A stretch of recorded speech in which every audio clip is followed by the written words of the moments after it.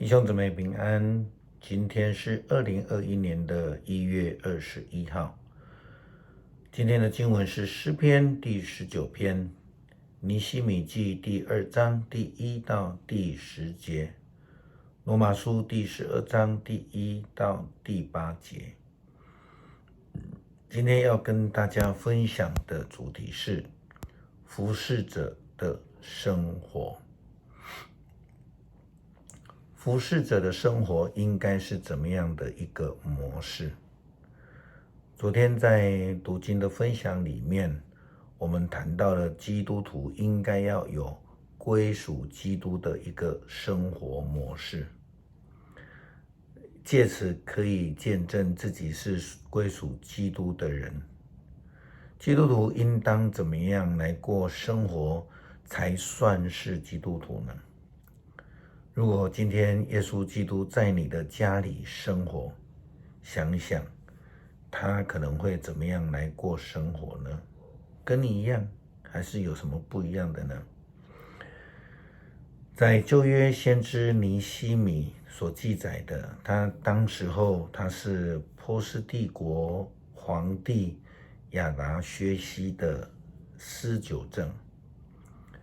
虽然他得以进入皇宫来服侍皇帝，想必他的生活水平也一定不会很差，至少不会如同一般的受辱的以色列人一样。但是尼希米不满足于这样子一个生活，因为他所关心的不是只有他自己的生活状态，他所关心的其实是他的故乡，就是上帝的圣城耶路撒冷的情形。不但如此，他向上帝祷告，祈求认罪，并求上帝的恩典与他同在，也求上帝让皇帝能够对他开恩。尼希米记的第1章提到这样的一个背景。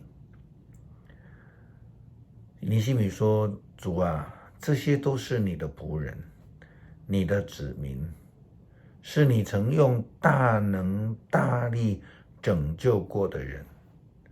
求你垂听我的祷告，也垂听所有敬畏你仆人的祷告。求你帮助我今天顺利成功，使皇上向我开恩。那段期间，我是皇上的司酒长。他是一位被掳的人民，却在皇帝的面前来祈求皇帝开恩。我们暂时先不说他胆敢向皇帝求恩，就连一般在服侍皇帝的时候，你有任何表达出不高兴不喜乐，可能就会被抓出去砍头了。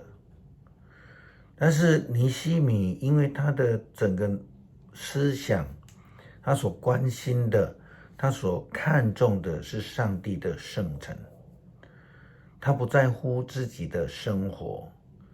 这就是基督徒服侍者应该要有的生活，也是耶稣基督会非常在意的一件事情。今天的经文尼希米记第2章记载，4个月后有一天，亚达薛西皇帝正在进晚餐，我倒酒给他，他从来没有见过我愁眉苦脸，所以他就问我：你为什么看起来这么难过？你又没生病，一定有什么事让你不开心。我吃了一惊，回答：愿陛下万岁。我祖先埋葬的城遭到破坏，城门被烧毁，我怎么能够不难受呢？皇帝问我：你有什么事请求？我向天上的上帝祷告，然后告诉皇上，如果陛下开恩，愿意答应我的请求，请让我回游大地，到我祖先埋葬那城去，让我可以重建那城。这样的请求是多么的有勇气啊！没有其他的原因，就是因为尼希米他看中了上帝的事情，他的生活完全是聚焦在上帝的事，上帝就让他能够蒙恩，也让他能够得到皇上的一个开恩，皇上就回答他的请求了。尼希米接着又说，皇上答应了我的请求。那时皇后正坐在他的身旁，皇上问我要去多久，什么时候回来，我告诉他，他就准我走。我又求皇上开恩赐给我诏书，通知河西省的省长，准许我经过到犹大去。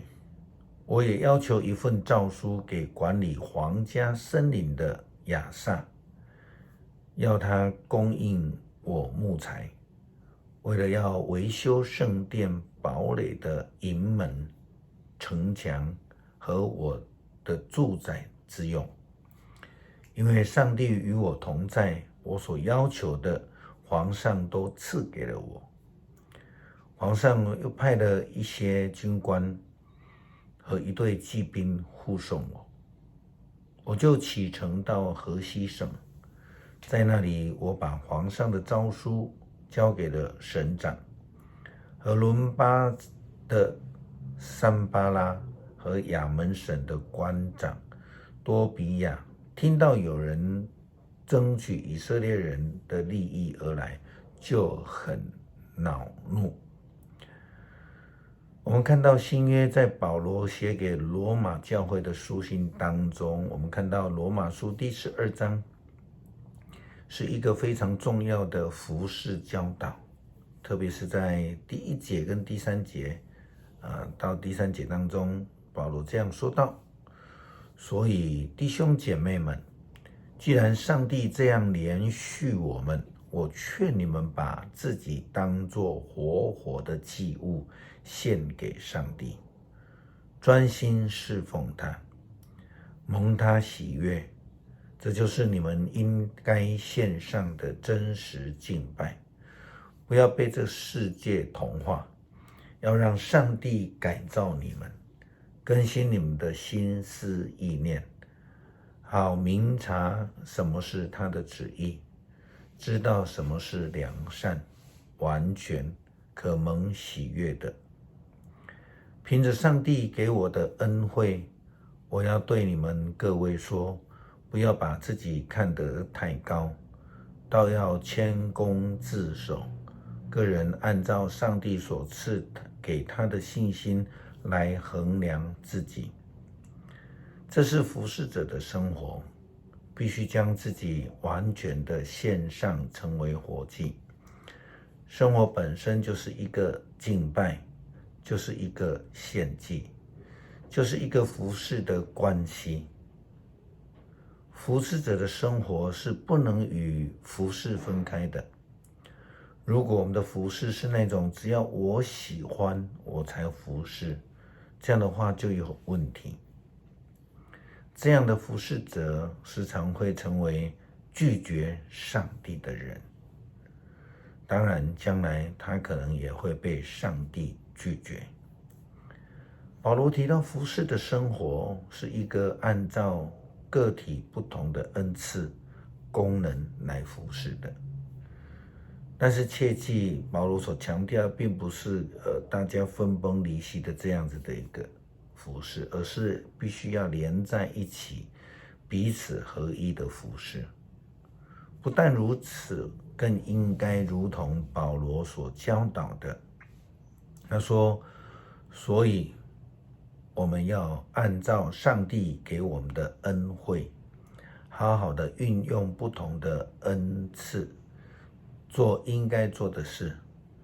如果我们的恩赐是传讲信息，就该照着信心的程度传讲；是服务，就该服务，是教导就该教导，是劝勉就该劝勉，是施予就该慷慨，做领袖就该不辞辛劳，是怜悯人就该高高兴兴，爱人要真诚，要厌恶邪恶，持守良善，要以手足之情相亲相爱，要结成互相敬重，不要懒惰，要努力工作，以火热的心侍奉主，在盼望中要喜乐，在患难中要忍耐，祷告要恒切。这也是保罗写给帖撒罗尼迦教会的书信当中所提到的服侍者的生活品质。他说要不停的喜乐，要祷告，无论什么的境况都要存感谢的心，因为这才是上帝所喜悦的服侍，是属于基督的人所应该要做的事。我们一起来读诗篇第19篇。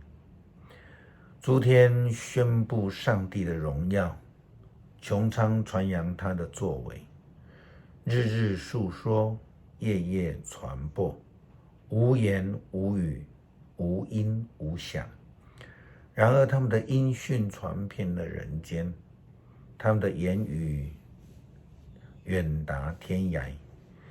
上帝在天空为太阳安设帐幕，太阳像新郎走出洞房，像勇士欢欣奔路。他从天的这一边出来，绕到天的那一边，他的热量普及万物。上帝的法律完备，使人的生命更新。上主的命令可靠，使愚蠢的人得智慧。上主的法则公正，使顺从的人喜乐。上主的训诲透彻，使人的心眼明亮。上主的规范纯真，永远留存。上主的判断准确，始终公道。他们比金子可贵，胜过最精准的金子。他们比蜂蜜甘甜，胜过最纯净的蜂蜜。这一切使你的仆人深受警惕，仆人谨守，获益无穷。谁能看见自己的过错呢？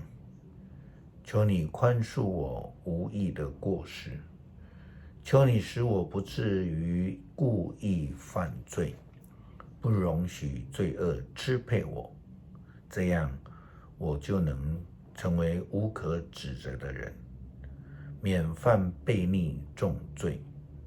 上主我的避难所，我的救赎者啊，愿我的言语，我的心思都蒙你的悦纳。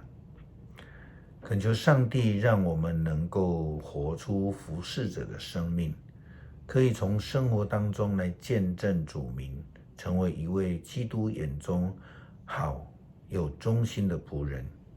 献上感谢，祷告奉主耶稣基督的名求，阿们。